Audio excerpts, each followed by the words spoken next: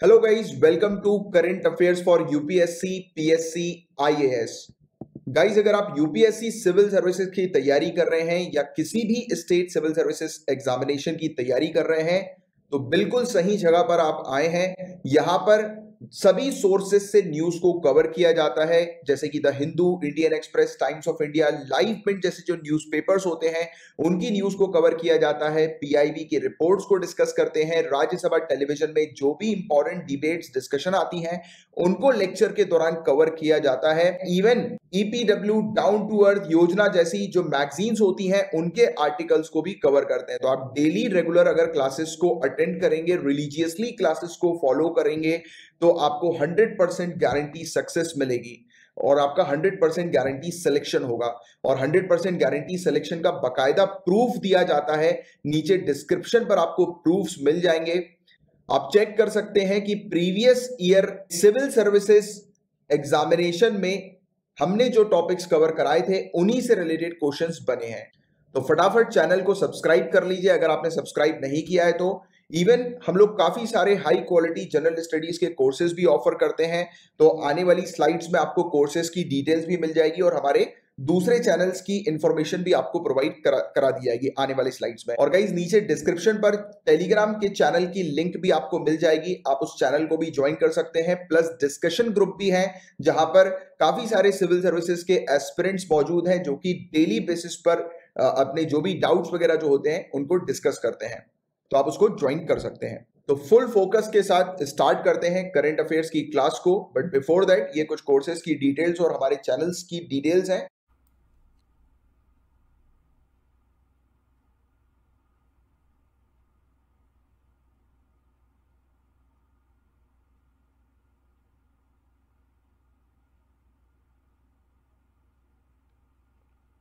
Hello students, मेरा नाम है नमन और आप देखना शुरू कर चुके हैं current affairs for UPSC PSC IAS YouTube channel. First of all good morning to all of you. आज है 27 अप्रैल और आज के जितने भी इंपॉर्टेंट करंट अफेयर्स के क्वेश्चन आंसर बनने वाले हैं उन सभी के बारे में हम इस लेक्चर में जो है वो आपसे डिस्कस करेंगे। तो लेक्चर को एंड तक देखते रहिएगा और आपके जो भी डाउट्स हैं उस लेक्चर से रिलेटेड वो आपको कमेंट सेक्शन में उसके क्वेश्चन करने हैं, उसका आंसर आपको प्रोवाइड करवा दिया जाएगा।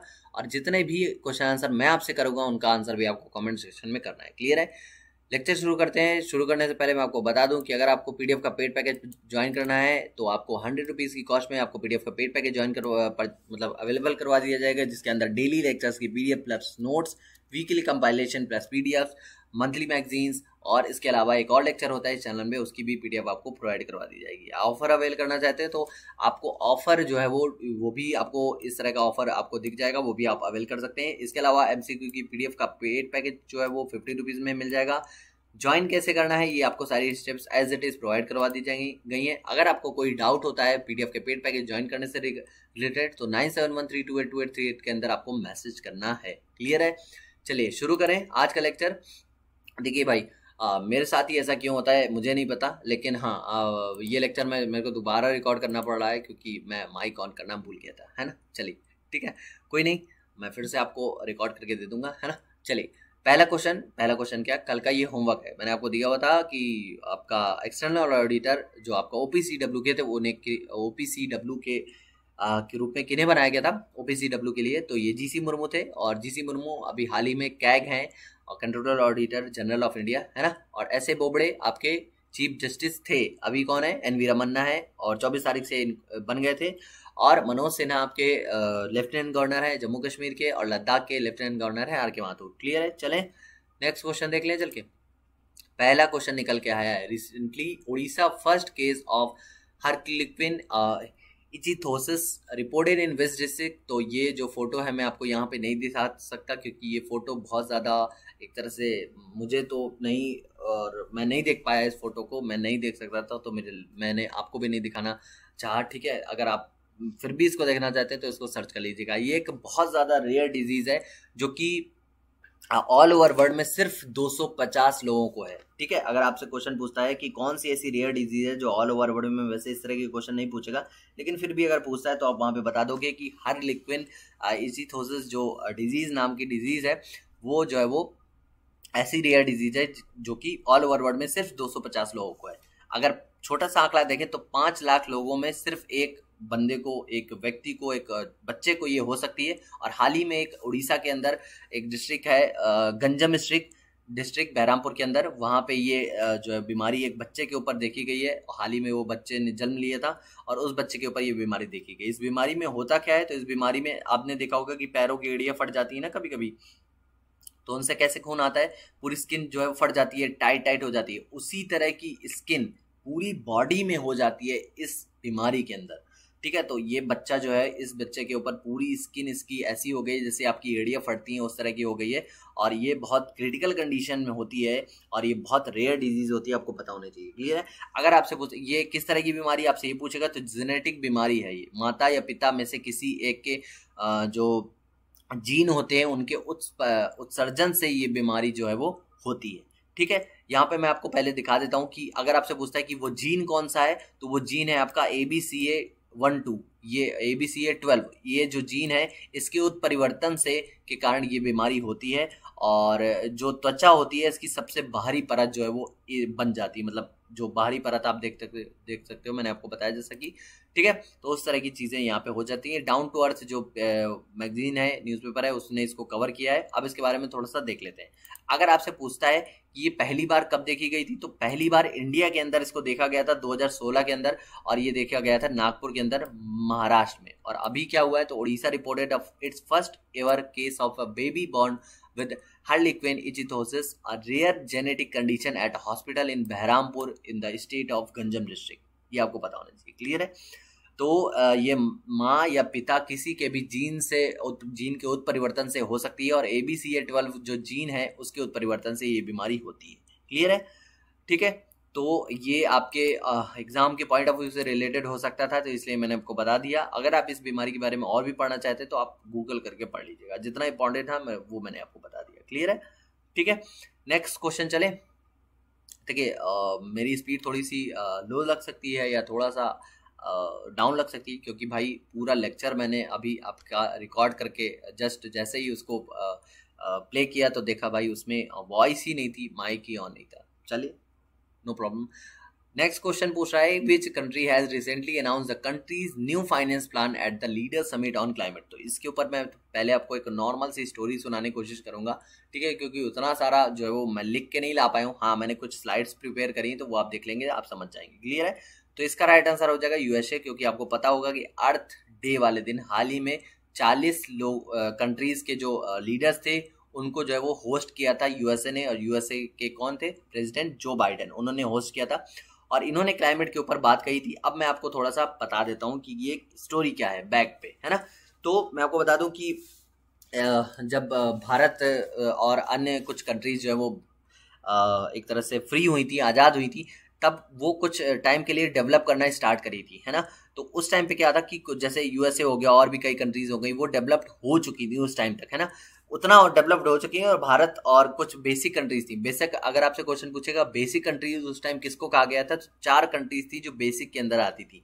कौन सी, साउथ अफ्रीका और ब्राजील, चाइना और इंडिया। ये 4 ऐसी कंट्रीज थी जो बेसिक कंट्री के रूप में उस टाइम पे जानी जाती थी। और इन्होंने जो है वो कार्बन उत्सर्जन को उस टाइम पे बढ़ाया था। बढ़ाया कैसा, क्योंकि भाई जाहिर सी बात है नई नई कंट्रीज है और बढ़ती हुई कंट्रीज हैं, तो जब काम करेंगी तो जाहिर सी बात है कार्बन उत्सर्जन बढ़ेगा।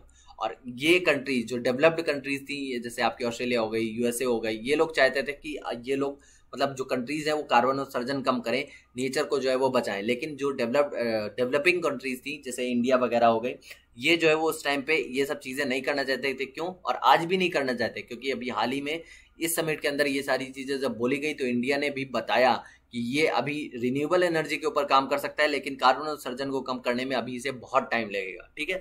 और कार्बन उत्सर्जन को कम करना बहुत ज़्यादा जरूरी है। चलिए हम बैक टू स्टोरी चलते हैं। तो वहाँ पे क्या होगा था कि कुछ जो है वो पॉलिसीज बनाई गई थी। पहले तो मैं आपको बता दूं कि एक UN के द्वारा एक फ्रेमवर्क लाया गया था 1994 के अंदर, UNFCCC करके, जिसका फुल फॉर्म था United Nations framework for combat climate change. ये लाया गया था वो बढ़ते हुए देशों के कार्बन डाइऑक्साइड का उत्सर्जन रोकने के लिए। कब कहा गया था इसको, तो 1994 में ये फ्रेमवर्क लाया गया था। और कोप फर्स्ट की जो समिट हुई थी, कोप प्रथम की, जैसे आपको पता होगा कोप 21 की समिट हुई थी 2015 को, कोप 26 की यानी कॉन्फ्रेंस ऑफ पार्टीज की समिट होगी कोप 26 की समिट होगी 2021 में नवंबर में, है ना। तो इसलिए ये आपातभी चल रही है क्लाइमेट को लेकर। चलिए बैक टू स्टोरी चलते हैं। तो कोप जो फर्स्ट समिट थी इसकी 1995 में, इस जो बर्लिन के अंदर हुई थी, उसमें जो बढ़ते हुए जैसे उनको कहा गया था भाई आप कार्बन डाइऑक्साइड का उत्सर्जन कम करें। तब ये जो बेसिक कंट्रीज थे इन्होंने कहा था कि भाई अगर आप कार्बन डाइऑक्साइड का उत्सर्जन हमसे कम करवाना चाहते हैं तो उसकी सिर्फ एक नॉर्मल सी शर्त है कि आप हमें फंडिंग दे दीजिए, तो हम अपनी जो है वो कार्बन डाइऑक्साइड का उत्सर्जन कम कर दें और रोबोटिक्स और भी कई तरह की टेक्नोलॉजीज हैं जो ऐड कर दें अपने सिस्टम में, ताकि वो जल्दी से और अच्छे से काम कर सके और कार्बन उत्सर्जन कम कर सके। ठीक है, तो उस टाइम पे एक फंडिंग ग्रुप शुरू किया गया था जो 2010 के आसपास शुरू किया था, और ये भी कॉन्फ्रेंस ऑफ पार्टीज की समिट के अंदर शुरू किया गया था 2010 में, जिसका नाम दिया गया था ग्रीन क्लाइमेट फंड। ठीक है, इसके अंदर बोला गया था कि बेसिक कंट्रीज को $100 बिलियन जो है वो दिया जाएगा इस फंड के दौरान। ठीक है, और फिर उसके बाद क्या हुआ, 2015 की समिट हुई जिसको आप पेरिस क्लाइमेट डील के अंदर नाम से जानते हैं, जो कि कोप 21 के नाम से भी जानी जाती है। फिर उसके अंदर ये सारी चीजें चलती रहीं। देन उसके बाद 2020 में आए डोनाल्ड ट्रंप और इन्होंने जो है वो पेरिस क्लाइमेट डील से जो है वो बाहर किनारा कर लिया। ये बोले कि भाई हम इस डील को नहीं जानते और हम पैसे भी नहीं देंगे, है ना। जो कि इन्होंने बोला था फंड को बनाते समय कि हाँ भाई हम $100 बिलियन देंगे इन कंट्रीज को ताकि ये कार्बन उत्सर्जन कम कर दें और अपनी टेक्नोलॉजी को इनहेंस कर लें ताकि जो है वो कार्बन उत्सर्जन कम किया जा सके। लेकिन इन्होंने आते ही क्या किया, पेरिस क्लाइमेट डील से जो है वो बाहर हो गए, है ना। इस तरह की जब चीजें हुई तो भाई चाइना भी अपना उसी तरह से काम करता रहा और इंडिया भी उसी तरह से काम करता रहा। हाल ही में जो है वो इंडिया जब समिट के अंदर इस जो आपकी अभी अर्थ डे वाले दिन समिट हुई थी, इसमें इंडिया से जब इस तरह की चीज़ें पूछी गई तो इंडिया ने कहा कि भाई हम तो रिन्यूएबल एनर्जी के ऊपर काम कर रहे हैं, लेकिन अभी भी जो कार्बन उत्सर्जन है वो हम कम नहीं कर सकते चाहकर भी, अगर हमको डेवलप करना है। हाँ, अगर आप फंडिंग दे देते हैं जो आपने बोला था तो फिर हम सोच सकते हैं। फिर यहाँ पे जो है इंडिया ने अपना प्लान भी दिखाया कि देखिए हमने प्लान भी टारगेट भी रखा है 2030 तक 450 गीगावाट का, जिसमें 175 गीगावाट का टारगेट है 2022 तक। फिर उसके बाद 60 गीगावाट का विंड एनर्जी से हमने टाइम रखा है, जिसमें 100 गीगावाट हम सोलर पावर का यूज करेंगे। इस तरह से मतलब इंडिया ने अपना चार्ट शो किया और दिखाया कि हम किस तरह से चीज़ों को कर रहे हैं। ठीक है, और यहीं पे चाइना ने बोला कि भाई हम 2060 तक करेंगे अब, है ना। तो इसमें क्या हुआ, यूएस ने फिर से कहा और यूएस ने कहा कि अब जो आपको $100 बिलियन दिया जा रहा था अब वो हम आपको $200 बिलियन देंगे। जब इस तरह की बातें यूएस ने कही तो जो बेसिक कंट्रीज थे उन्होंने कहा कि भाई ठीक है हम तैयार हैं, लेकिन ये कब तक दिया जाएगा, तो इन्होंने बोला कि 2024 तक हम इस फंड को जो है वो देना शुरू कर देंगे। लेकिन आप ये समझिए कि जब इन्होंने पहले ग्रीन फंड के नाम से जब जारी किया था, जब इन्होंने कहा था 2015 के अंदर, तब इन्होंने कहा था और वो अब तक चला रहा है। डोनाल्ड ट्रंप आए, डील से बाहर हो गए, अब बाइडेन आए 2022-24 में फिर से अगर डोनाल्ड ट्रंप आ गए तो फिर से फंड से बाहर हो जाएंगे। तो इस तरह की चीजें होंगी, तो ये प्रॉपर नहीं चल सकता है। लेकिन कोई नहीं, इन्होंने बोला है कि फंड एलोकेट करेंगे 2024 तक, तो ठीक है कोई बात नहीं, ये सब चीजें चलने देते हैं। तो आई होप आपको सारी चीजें समझ में आ गई होंगी। ठीक है, अगर आपको कोई डाउट होता है तो कमेंट सेक्शन में बताइए। मैंने आपको बिल्कुल शॉर्ट में ये समझाने की कोशिश की है। ठीक है, तो यूएस ने कहा है, चलते हैं क्वेश्चन की तरफ। तो यूएस ने कहा है कि भाई हम जो है वो नई फंडिंग फाइनेंस करेंगे क्लाइमेट को लेके। क्लियर है, कि आपको पता होना चाहिए। ठीक है, चलिए नेक्स्ट क्वेश्चन देख लें। ये सारी चीज़ें एज इट इज़ मैंने प्रोवाइड करवा दी। अगर आपको पॉज करके पढ़ना है तो पॉज करके पढ़ लीजिए। अगर आप पीडीएफ का पेड पैकेज ज्वाइन करना है तो कोई बात ही नहीं, आपको फिर ये एज इट इज़ आपको प्रोवाइड करवा दी जाएगी। ठीक है, next question, recently which country has named its first Mars rover as Zhurong after a traditional fire god. हाल ही में किस देश ने एक पारंपरिक अग्नि देवता के बाद अपने पहले मंगल रोवर को जुरोंग नाम दिया। ठीक है, तो इसका राइट आंसर हो जाएगा चाइना। और चाइना के अग्नि देवता जिनका नाम था जुरोंग, और इन्होंने जो है वो इस अग्नि देवता के नाम पर इस जो आप स्क्रीन पे देख रहे हैं ये इनका जुरोंग रोवर है और जिसको इन्होंने नाम दिया है। और ये रोवर किस मिशन के तहत अगर आपसे क्वेश्चन पूछेगा तो तियानवे मिशन जो चाइना का है मार्स पर जा रहा है। ठीक है, ठीक है, चाइना का मिशन है CNSA, यानी चाइना जो आपकी चाइना की स्पेस एजेंसी, उसने ये मिशन भेजा था जुलाई 2020 में। देखिए 2020 में 3 मिशन भेजे गए थे। तियानवेन भेजा गया था चाइना की तरफ से, होप मिशन भेजा गया था UAE की तरफ से, और परसिवरेंस भेजा गया था जो आपका नासा की तरफ से। जो परसिवरेंस ने आपने हाल ही में सुना होगा कि परसिवरेंस का रोवर भी उतर चुका है, फिर लैंडर भी है ना, और वहाँ का एक उनका हेलीकॉप्टर भी है जिसने हाल ही में अपनी तीसरी उड़ान जो है वो कंप्लीट की है। ठीक है, तो यहाँ पे आप ये सारी चीजें देख सकते हैं। China has named its first Mars rover as Zhurong after a traditional fire god. The name signifies igniting the flame of planetary exploration of China। Clear है, ये सारी चीजें हैं। ठीक है, नेक्स्ट क्वेश्चन देख ले। Every year Anzac day is celebrated on which date in Australia New Zealand. Australia और न्यूजीलैंड में हर साल एंजेक दिवस किस दिन मनाया जाता है? तो ये मनाया जाता है आपका 25 अप्रैल को। इस दिन क्या हुआ था तो इसके बारे में थोड़ा सा हम जान लेते हैं। देखिए, every year Anzac day is celebrated on April 25 in Australia and New Zealand. This day is celebrated as the national day of remembrance the comrades of all the New Zealand and Australia who died in wars, conflict and peacekeeping operation। तो जो आपकी इनके Australia New Zealand और Australia के जो सैनिक थे जो युद्ध में शहीद हो गए और संघर्ष और शांति के अभियानों के लिए लड़े थे, उनकी याद में 25 अप्रैल को अंजेक दिवस के नाम रूप में मनाया जाता है ऑस्ट्रेलिया और न्यूजीलैंड के द्वारा। ठीक है, अगर आपसे पूछता है कि ये डेज मतलब इस दिन के बारे में थोड़ा सा और पूछेगा तो the day was originally planned to honour the members of New Zealand और Australia armies who served at the Gallipoli campaign.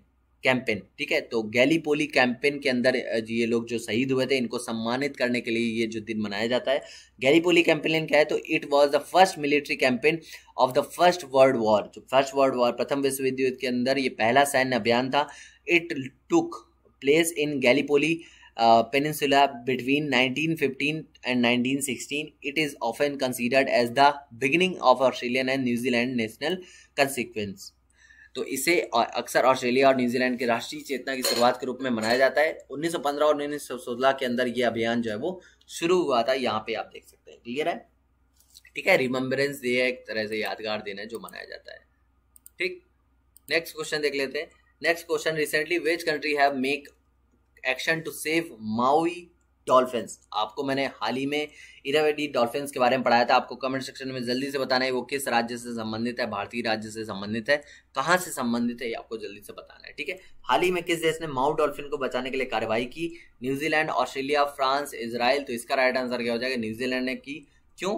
क्योंकि ये ऑल ओवर द वर्ल्ड केवल 63 बची हैं और वर्ल्ड वाइड फंड, ठीक है, और IUCN की लिस्ट में बहुत क्रिटिकल कंडीशन में है और इनको जो है वो न्यूजीलैंड की सरकार बचाएगी क्योंकि ये पूरी दुनिया में केवल 63 ही बची हैं। और न्यूजीलैंड के जो वेस्ट कोस्ट है, जो आपका पश्चिमी तट है, वहां पर ये डॉल्फिन जो है वो पाई जाती हैं। The New Zealand government along with the world wide fund and some new fishing companies is to develop a drone that capable two of finding and trekking MAUI dolphin using artificial intelligence.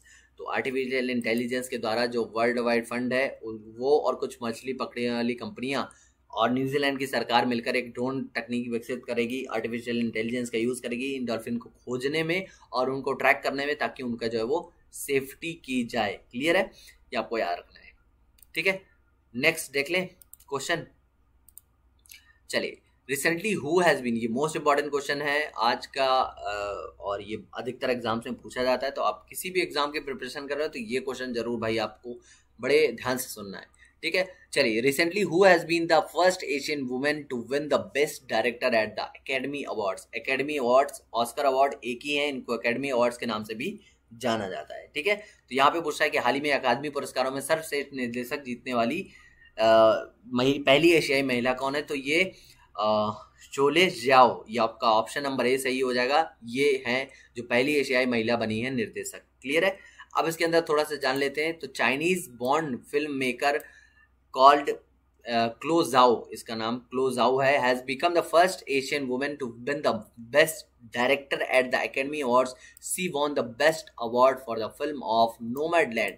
Nomadland film इतनी important हो जाती है आपके लिए क्योंकि BAFTA award में भी इसने 4 पुरस्कार जीते थे और हाल ही में फिर से इसने 3 से 4 पुरस्कार जो है वो जीते हैं। ठीक है, अब यहाँ पे मैं नेक्स्ट स्लाइड में आपको पूरा चार्ट में प्रोवाइड करवा दूंगा। वो मैं बना के लाया हूँ, मैं आपको खोज के लाया हूँ, तो वो भी मैं आपको दे दूंगा। ठीक है, अब एकेडमी अवार्ड्स यानी आपके जो ऑस्कर अवार्ड्स हैं उनसे रिलेटेड कुछ चीज़ें देख लेते हैं।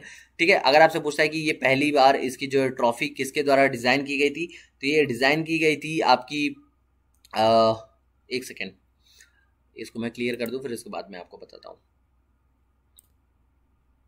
ठीक है। तो ये डिजाइन की गई थी कैड्रिक गिबन्स के द्वारा और इसे बनाया गया था जॉर्ज स्टैनली के द्वारा। और सबसे पहले अगर आपसे पूछता है कि ऑस्कर अवार्ड यानी अकेडमी अवार्ड कब प्रेजेंट किए गए थे, तो 1929 के अंदर ये जो है प्रेजेंट किए गए थे। इस बार का कौन सा, तो 93rd था, यानी 93 ऑस्कर अवार्ड इस बार दिए गए थे। ये आपसे क्वेश्चन पूछ सकता है, क्लियर है। अब आपसे देखिए इंपॉर्टेंट क्वेश्चन ये भी है, अगर आपसे इंडिया के रेफरेंस में पूछता है तो भानु अथैया जो आपकी फर्स्ट इंडियन थी जिनको ऑस्कर मिला था 1982 के अंदर, ठीक है, she won the award for best costume design for the movie Gandhi. इनको जो बेस्ट कॉस्ट्यूम डिजाइन का अवार्ड मिला था गांधी मूवी के अंदर कॉस्ट्यूम डिजाइनर का, ठीक है, जो उन्होंने कॉस्ट्यूम डिजाइन किया था, जो ड्रेस डिजाइन की थी 1982 में। तो इसलिए ये इंपॉर्टेंट हो जाता है इंडिया के रेफरेंस से, है ना। अगर आपसे और क्वेश्चन पूछा जाए तो अब तक यानी 2021 तक 13 मूवीज जो है वो नॉमिनेट हो चुकी हैं ऑस्कर के अंदर, और इनमें से 8 मूवीज को जो है वो 8 को साइंटिफिक और टेक्निकल कैटेगरी के अंदर 8 जो है वो उन्होंने पुरस्कार जीता है, ठीक है। इसलिए ये इंपॉर्टेंट हो जाती है। अब देखिए मैं आपको पूरा जो है वो उनकी वेबसाइट से ले आया हूँ। देखिए 93rd अकेडमी अवार्ड यानी ऑस्कर अवार्ड, ये पूरा best picture, best director, best adopted screen play, best original screen play, best actor, ठीक है। तो यहाँ पे ये सारी मैंने आपको प्रोवाइड करवा दी है। आपको इस क्या करना है, वीडियो को पॉज करना है और पढ़ लेना है, ठीक है। चलिए मैं पढ़ने बैठूंगा तो भाई इतनी लंबी लिस्ट है कि ये वीडियो बहुत ज़्यादा लंबी हो जाएगी। मैं जितना शॉर्ट करने की कोशिश करूंगा ये और लंबी हो जाएगी। Next, recently the smallest black hole has been discovered, what are the names given by scientist. Black hole का नाम सुनते ही भाई बहुत सारी थ्योरीज निकल के सामने आ जाती हैं, बहुत सारी चीज़ें माइंड पे चलने लगती हैं। तो क्वेश्चन आपसे आज का बना है कि हाल ही में सबसे छोटा ब्लैक होल खोज लिया गया है, इसका नाम क्या रखा गया है, तो द यूनिकॉर्न इसका नाम रखा गया है। अब इसके बारे में थोड़ा सा देख लेते हैं, ठीक है। तो अगर आपसे पूछेगा कि ये कितनी दूरी पर है, तो ये 15,000 लाइट ईयर्स अवे फ्रॉम अर्थ, तो ये 1500 प्रकाश वर्ष दूर है पृथ्वी से। अब आपको बताना है कि एक प्रकाश वर्ष में कितना टाइम का होता है, ये आपको बताना है, ठीक है। ये जो है वो अब तक का सबसे छोटा जो है वो ब्लैक होल ढूंढा गया है। अगर आपसे क्वेश्चन पूछेगा, ठीक है, इस तरह के, तो आपको बता देना है, ठीक है। यहाँ पे देखिए लिखा है खोजा गया पृथ्वी के पास और अब तक का सबसे छोटा ब्लैक होल, नाम है द यूनिकॉर्न, ठीक है। और ये आपसे पूछेगा किस गैलेक्सी के अंदर है, तो मिल्की वे गैलेक्सी है जो हमारी आकाशगंगा है उसके पास ये ढूंढा गया है, मतलब खोजा गया है, ठीक है। ये क्लियर आपको याद रखना है।